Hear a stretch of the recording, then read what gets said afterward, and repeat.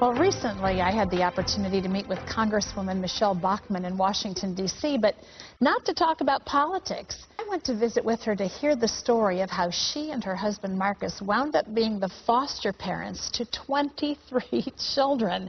You know, as we watched her That's a brood. Oh, my word. As we watched her in the political campaign and the debates and all of that, I kept hearing this thing about the number of foster children, and nobody ever asked her about it. And I thought, I need to go. You know, there are almost 500,000 children in the United States in foster care. I think many Christians don't know the extent of the need for foster parents in America. Or how these kids jump, Gordon, from family to family to family. Sometimes in 5 years, a child will have 7, 8 homes that they've been in, and how destructive that is to them growing up to be healthy individuals.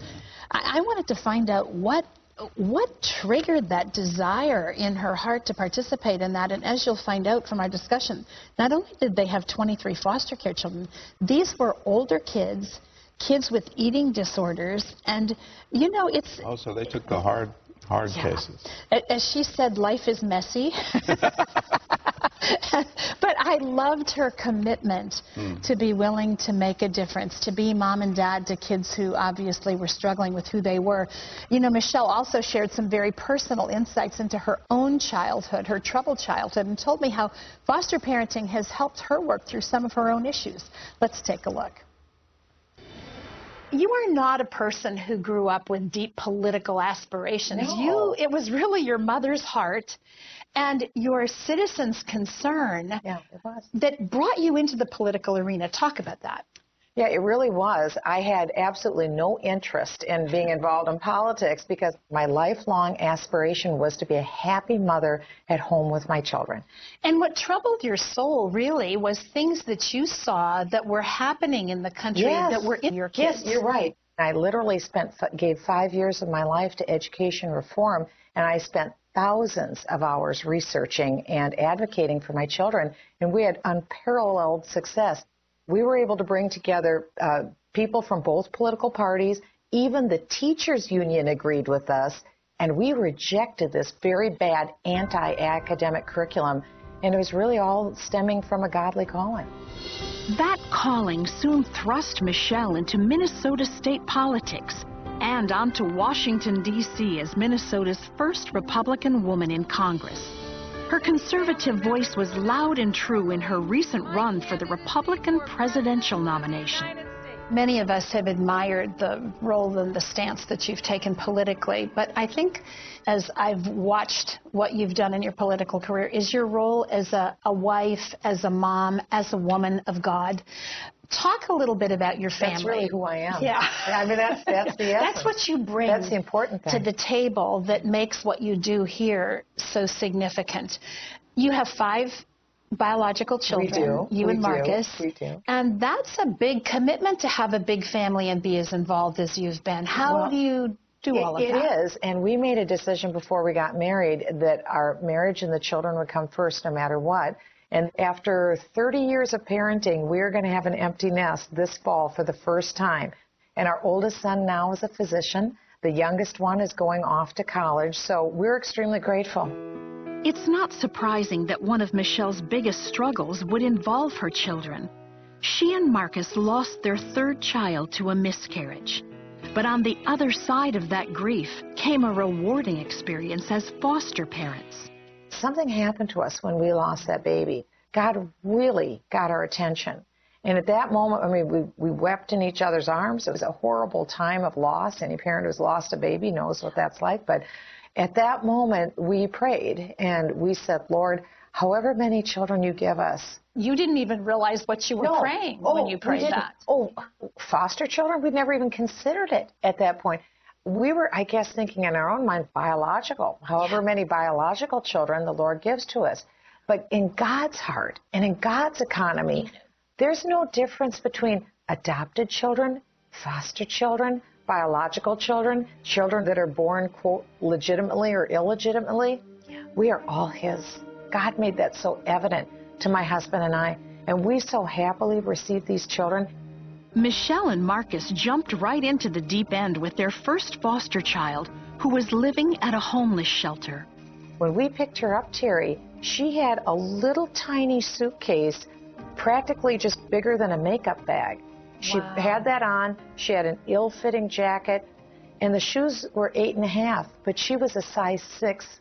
She had nothing. Probably weren't even her things. No, and she had to go to school the next day. You have something that she got out of the homeless shelter. So we got her clothing, we got her outfitted, we sent her off to school, and just loved her, loved her, loved her.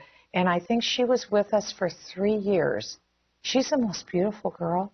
And she so blessed us and blessed our children. She gave us the courage to bring in and welcome a second foster child, and then a third, and then a fourth. And by that time, we couldn't get any more kids around the tables. The Bachmanns welcomed 23 foster children into their home over a 5-year period. We bought a huge table, and every night, that's where the whole family is. And I mean, it makes me want to weep because I just think about the joy. You not only took on teenage girls, but you took on teenage girls who were struggling with eating disorders. Yeah. You were dealing with kids that had some issues and who had been through some traumas. Everyone, yeah. Were there times where you thought, God, what did I get myself into here? And where you just felt overwhelmed? Oh, sure we did. These kids came, every one of them came with a new set of challenges that we had no experience with. Can you imagine if you're a child and every 2 years you have different parents, you have a different school? And you have no place to belong. No place to belong. I think that's such a significant need in a young person as they're growing up and figuring out who they are and developing their value system. The main thing that my husband said that was really wise, he said every child needs at least one person who's crazy about them. Yeah. You know, there's usually a lot of stops in foster care, and we were their last stop. And so our goal was to get them graduated from high school, and everyone did. So we were very grateful for that. That's an accomplishment. That's an accomplishment for them. Michele understands the importance of accomplishment, of overcoming the past, largely because she's been there. I felt broken as a child. I felt neglected, abandoned in some ways. So did it almost heal some things in you as you saw God heal some things in them? It did. My mom was a single mom. Our family literally, we went from middle class to below poverty overnight when my parents divorced. Millions of families have gone through that. And it's a terrible thing, but I learned a lot. That's what gave me a broken heart for at-risk kids. You don't have to be the most knowledgeable, seasoned parents in the world. You don't have to be a perfect family. Sake, no. Jump into the pool and start swimming. That's right. And don't think, gee, she's a congresswoman, or it's so easy for her. You know what? I was a completely broken individual. I came to Jesus when I was 16, and I bowed my knee, and it radically changed my life.